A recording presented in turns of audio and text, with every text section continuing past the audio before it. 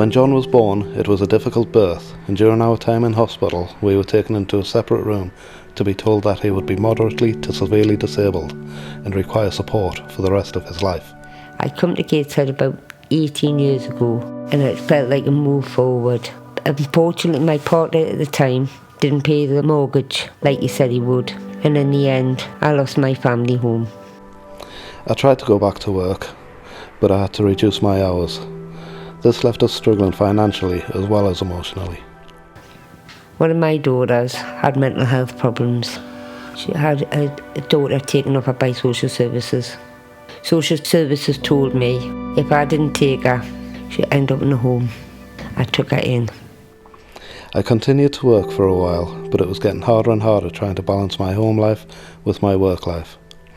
I was diagnosed with depression and signed off from work.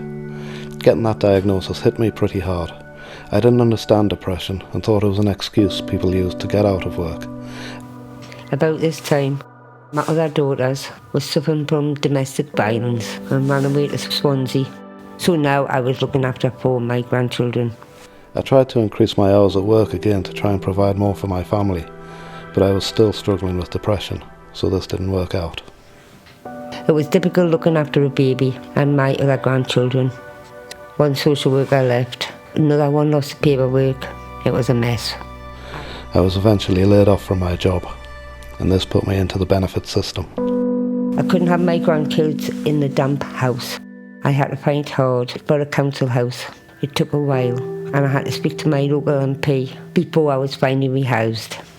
Now we were living hand to mouth, and it felt like I was relying on handouts to survive and was a burden on society.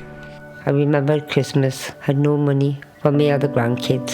I had to get a food voucher from the local church. I felt terrible, embarrassed. I felt degraded. I couldn't put food on the table for the bairns. We were struggling to provide good meals for the family, and basics like shoes and clothes were difficult to replace when they wore out. I felt like I was failing to provide a safe and secure home for my family. If I'd been a foster carer, I'd been paid enough money to live on. As the grandmother, I got nothing. Poverty and depression are a downward spiral that's very difficult to pull yourself out of. When you're depressed, it's difficult to make the phone calls and fill in the forms you need to survive on benefits or get a job. Lucky for me, my local church is very supportive and help with my transport expenses, food vouchers and toys for the kids. They even did my shopping when I was in hospital.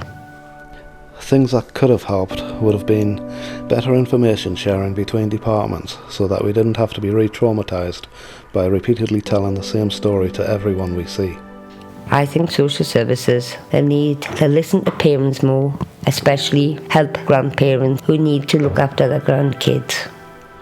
We had social workers involved, but we seemed to have a new one every few months, and despite them trying to help us, the system wouldn't allow them to. They managed to get us 2 nights a month respite, but this wasn't enough, and now we pay for additional nights ourselves.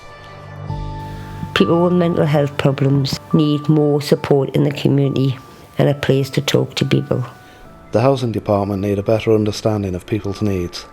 They offered us a house with stairs to the front door, which is no good for someone who uses a wheelchair. Things have got so much worse in the community in the last few years. We lost the community centre, short-stop baby clinic and youth work stopped. Social services need to be more forthcoming with information. It feels like they play their cards very close to their chests, and you have to ask repeatedly for things you are entitled to.